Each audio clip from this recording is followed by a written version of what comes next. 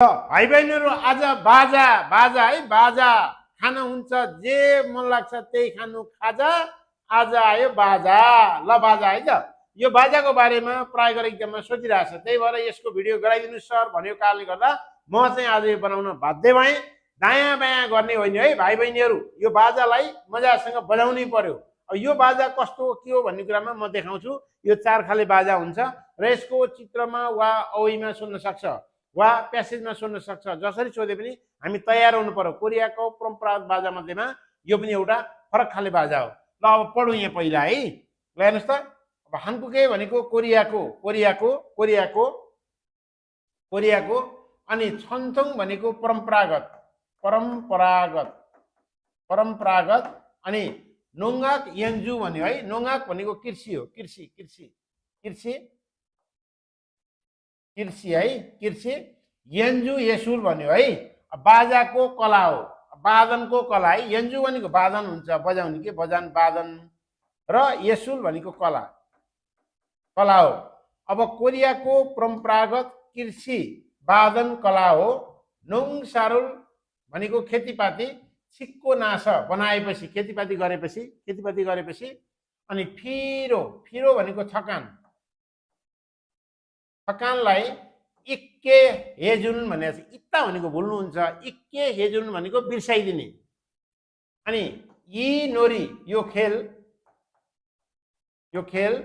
छुरो प्राय अनि खेङ्गवारी भनेको छ खेङ्गवारी भने हेर्नु त हो यो खेङ्गवारी भनेको सानो काँसको झ्याली भनेको यस्तो बजाउने हुन्छ नि टिङ टिङ टिङ टिङ गर्ने सानो काँसको झ्याली काँस भनेको काँसको के काँसको झ्याली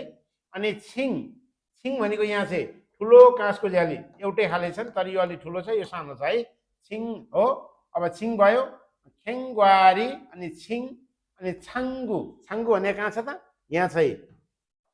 यो मादल जस्तै हो मादल भन्दा सजिलो होला मादल अनि फुक भनेको छ फुक भनेको कहाँ छ त यहाँ छ ढोल ढोल ढोल डुङ डुङ डुङ बाजा बजा के अरे बिहामा बजाउँछ नि डुङ डुङ डुङ हो त्यही ढोल ढोल ढोल ढोल चार खाले भयो अब यो चाहिँ सानो काँसको झ्याली यो ठुलो काँसको झ्याली है यो चाहिँ मादल मादलै भन्दा सजिलो हुन्छ मादल र यो चाहिँ के भन्छ ढोल यसरी नेगाजी भनेको चार प्रकारका आक्की भनेको चाहिँ आक्की भनेको वादन बुझ्नु भएको छ नि आक्की भनेको चाहिँ वादन अथवा बाजा भने वाद्य यन्त्र भने पनि वाद्य यन्त्र बजाउने बाजा भने पनि भयो बाजाद्वारा यी बाजाद्वारा एन्जु आगी तेमुने हो अब यसमा बेन्जु भनेको छ एन्जु भनेको चाहिँ वादन वादन बजाउने भएको कारणले सामुन नोरी रागो फुल्लिमिदा भनेको चाहिँ सामुन नोरी हो चार खाले बाजा भयो नि त 1 2 3 र 4 चार खाले बाजा भएको कारणले गर्दा सामुन नोरी रागो फुल्लिमिदा भनेको सामुन नोरी भनेर भनिन्छ अनि ने चारवटा आक्की वादन जुङ ए भनेको मध्यमा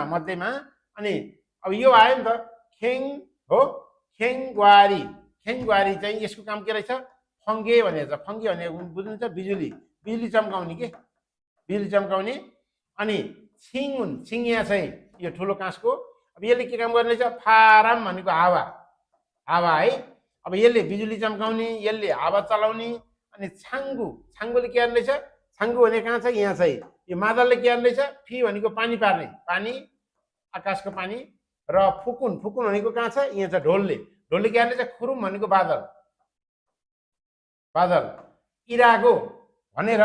विमिरुल अर्थ खाजीको इसिमदा लिइरहेको छ भनेको चाहिँ चार खाले बाजाको हामीलाई कृषि अथवा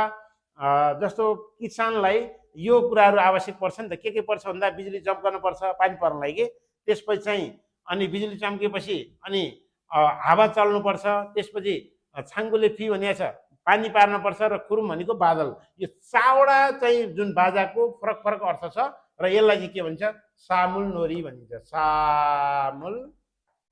नोरी बुझ्नुभयो सामुल नोरी भनेको यही हो भनेको चार खाले वाद्य यन्त्र यो खास चाहिँ किसानहरूले यो चाहिँ कृषकहरूको अथवा किसानहरूको चाहिँ परम्परागत कृषि बाजा हो किसानहरूले चाहिँ गाउँमा ग्रामीण अथवा गाउँहरूमा यो बाजा चाहिँ बजाउँछन् बुझ्नुभयो यसरी चार खाले बाजाको आफ्नो विशेषता भयो। क्लियर भयो तपाईँहरूलाई? यो चाहिँ इक्जाममा सोध्न सक्छ, प्राय सोधिरहेको है। र अब म अर्कोमा गएँ।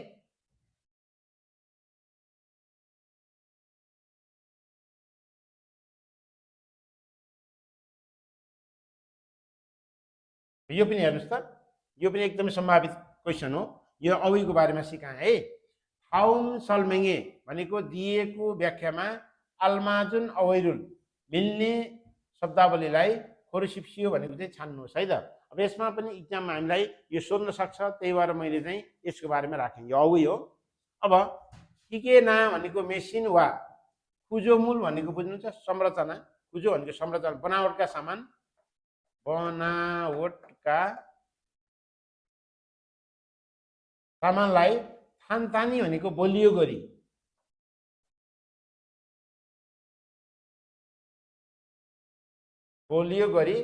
खोजङ हागी भनेको खोजङ भनेको स्थिर बनाउनुको निम्ति, नचल्ने बनाउनु, स्थिर बनाउनुको निम्ति,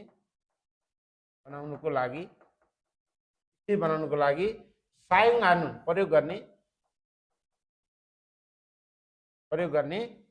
सेगी मोयाङ भनेको छ कि। सेगी मोयाङ भनेको सेगी भन्ने थाहा छैन होला तपाईँलाई है। सेगी भनेको त्यो जुन हलाको जुन थाली हुन्छ नि, थाली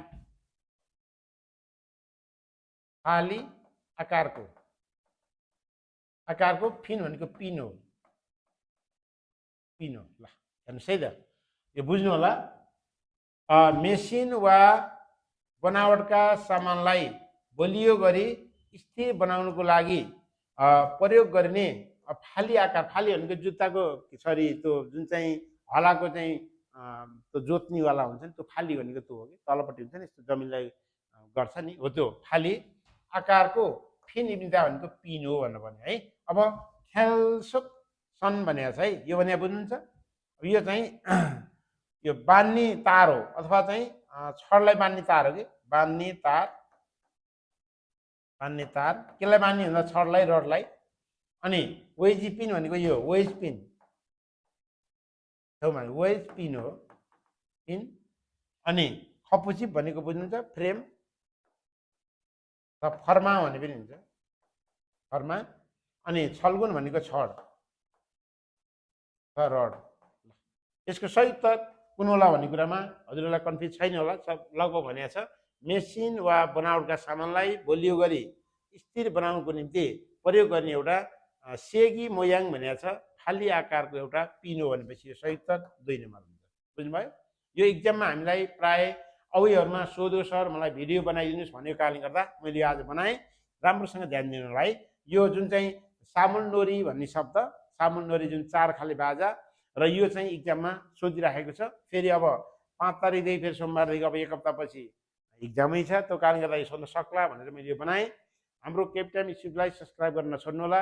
फलो गर्नु होला, र टिकटकमा नि फलो गर्नु होला। म क्रमशः तपाईँलाई यस्तै नयाँ कुराहरू राखिदिनेछु, याद गर्नु होला। र म आज चाहिँ यति गरेँ, खम्साम्दा।